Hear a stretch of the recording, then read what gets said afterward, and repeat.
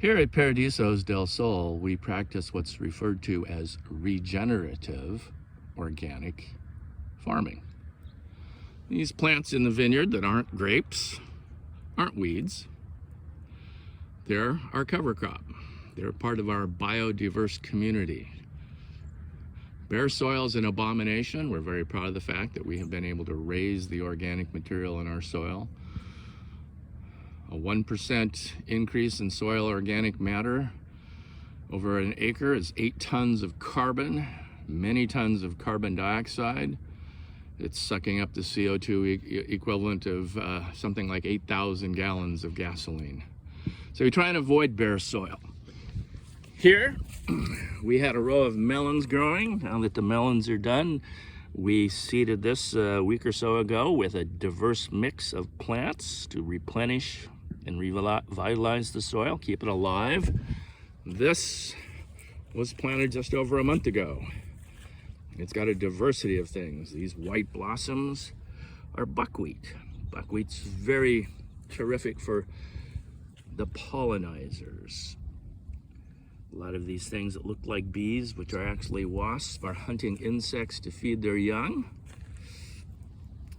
The ladybug here hunting insects to feed her. She'll lay her eggs, the larvae hatch out and hunt on their own.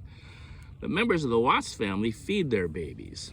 If you've ever closely examined a paper wasp nest, the cells have little larvae in them, and the adult paper wasp hunts insects to feed them. It's like feeding little baby birds. You can actually see their little mouths opening up when an adult shows up.